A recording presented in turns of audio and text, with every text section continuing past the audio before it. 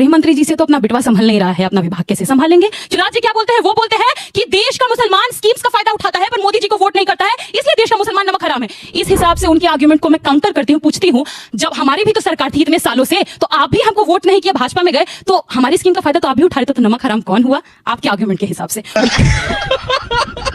शर्मा जी से मैं क्वेश्चन करना चाहूंगा कि अभी तो आप 11 साल का हिसाब मांग रहे हैं, क्या आपके पास पुराने आंकड़े हैं आपने इकट्ठे करके रखे हुए थे जो सरकार को दिए हैं और सरकार ने उस पर एक्शन नहीं लिया? देखिए, मुझे लगता है कि सारा काम विपक्ष या कांग्रेस ही करके चली जाती तो क्या ये सरकार पकौड़े तलने के लिए आई थी? आप पुराने आंकड़े होने चाहिए। तो सुन लीजिए मेरा, आप सत्ता में थे। अरे प्रभु, मेरा उत्तर तो पूरा सुनिए आप। अभी कह रहे हैं साहब परिस्थिति अभी नहीं आई है, परिस्थिति आएगी तो करेंगे, लेकिन लाल किले से आप चिल्ला के वोट मांगेंगे और देश के प्रधानमंत्री हल्ला इतना मचाते हैं जैसे बहुत कुछ कर दिया हो कि लाला रामदेव के सारे ट्रक लगा के खड़े कर दियो और वही भेज के आएंगे आप। दोस्तों, आज तक वाली ये जो डिबेट चल रही थी बहसबाजी की, इसमें प्रियंका भारती और आलोक शर्मा ने क्या दमदार डिबेट की है। चलिए दोस्तों, आगे देखते हैं ये जो गुटबाजी चल रही है इस वक्त देश में, के बाहर से घुसपैठिए आ गए हैं, उसके ऊपर विपक्ष ने सत्ताधारी पार्टी का बुरी तरह से फजीयत कर दी है। चलिए दोस्तों देखते हैं। अमित शाह जी देश के गृह मंत्री हैं। मुझे लगता है कि पहली बार ऐसा इस देश में हो रहा है कि गृह मंत्री खुद ढोल पीट रहे हैं कि हम इनकॉम्पिटेंट हैं। आंकड़ों से समझिए कैसे इनकॉम्पिटेंट है। 2004 से लेके 2013 के बीच में हमने कितने घुसपैठिए बाहर डिपोर्ट किए, दैट्स 90,000। अब हम इनके आंकड़े पर आते हैं, 2014 से लेके 2025 तक इन्होंने कितने रिपोर्ट किए, मुश्किल से मुश्किल 15,000 पहुंच रहा है। यही नहीं हुआ, अब क्या किए हैं कि जिस साल से शुरू किए घटाते जा रहे हैं। हमने 2013 में कुल 5,234 घुसपैठियों को डिपोर्ट किया। इनका आंकड़ा सुनिए, 14,989, 2015 474, 2016 308, 2017 51। मतलब कि खुद आप घुसपैठियों को निकाल नहीं रहे हैं तो आपको कौन दायित्व देता है कि आप घुसपैठियों पे बात करें? अरे लेकिन निकालिए तो सही। दूसरी सबसे इंपॉर्टेंट बात है कि गृह मंत्री जी से तो अपना बिटवा संभल नहीं रहा है, अपना विभाग कैसे संभालेंगे, क्योंकि आईसीसी का मैच तो आप करवा दिए। पाकिस्तान के बारे में आप बोल रहे थे कि पाकिस्तान हर तरीके से आतंकवाद में लिप्त है, तो आपने क्यों उसके साथ मैच कराया? मैच कराने के साथ साथ उनका बेटा अनुराग ठाकुर, शाहिद अफरीदी सब साथ में मैच एंजॉय करते नजर आते हैं। काहे घुसपैठिया बोलते हैं? अरे बाप रे, ये तो धोती खोल रहा है। तीसरी बात, आप देश में हर तरीके से नफरत का माहौल बनाना चाहते हैं, इसलिए गिरिराज जी क्या बोलते हैं, वो बोलते हैं कि देश का मुसलमान स्कीम्स का फायदा उठाता है पर मोदी जी को वोट नहीं करता है, इसलिए देश का मुसलमान नमक हराम है। इस हिसाब से उनके आर्गुमेंट को मैं काउंटर करती हूँ, पूछती हूँ जब हमारी भी तो सरकार थी इतने सालों से, तो आप भी हमको वोट नहीं किया, भाजपा में गए, तो हमारी स्कीम का फायदा तो आप भी उठा रहे थे, तो नमक हराम कौन हुआ आपके आर्गुमेंट के हिसाब से?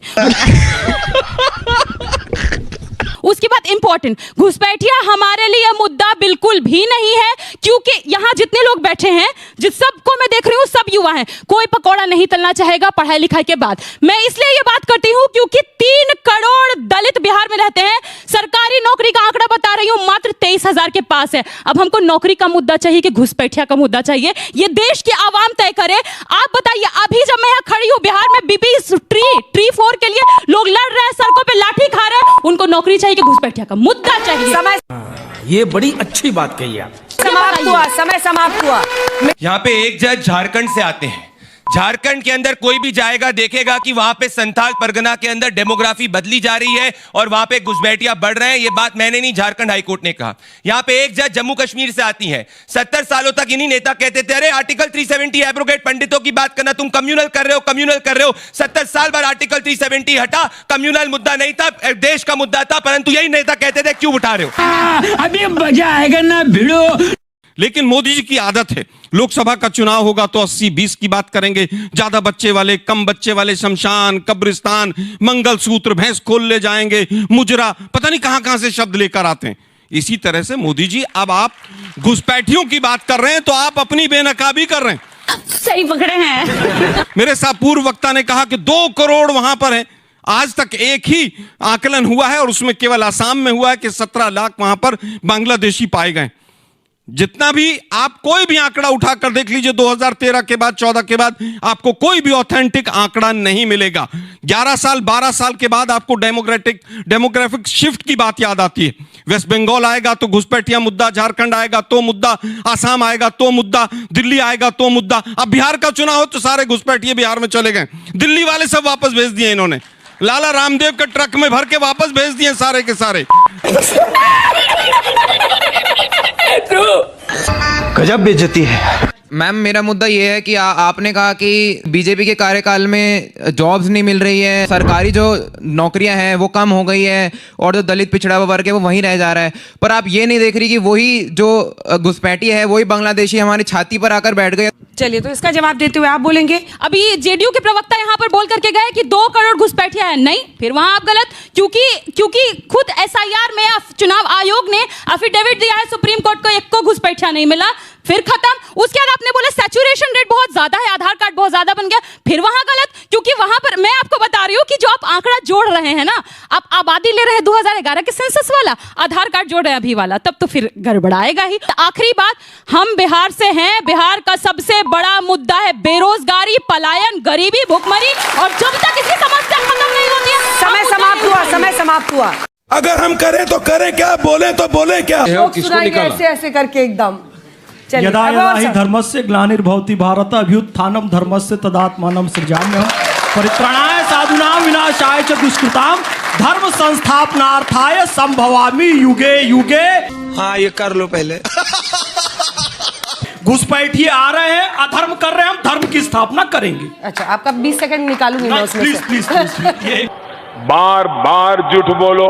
देखिए, मुझे लगता है घर का मुखिया ही 11 साल के बाद कहे कि मेरे घर में घुसपैठिए घुस आए हैं और मेरे घर के संसाधन खा गए हैं, तो क्या उस मुखिया को घर का मुखिया बने रहने का कोई अधिकार है? अगर इलेक्शन कमीशन खुद ही कहे कि मेरे यहां पर घुसपैठियों के वोट बन गए हैं, तो क्या उस चीफ इलेक्शन कमिश्नर को अपने पद पर बने रहने का अधिकार है? कितनी बड़ी बात बताई है। अगर 25 अगस्त को 2025 में सुप्रीम कोर्ट पूछे कि आपका स्टैंडर्ड ऑपरेटिंग प्रोसीजर बांग्लादेशियों को बाहर भेजने का क्या है, और सरकार कहे कि हमारे पास कोई स्टैंडर्ड ऑपरेशन प्रोसीजर नहीं है, तो क्या गृह मंत्री को अपने पद पर बने रहने का अधिकार है? एसआईआर में यह नहीं पता कितने घुसपैठिए के वोट बने कि नहीं बने।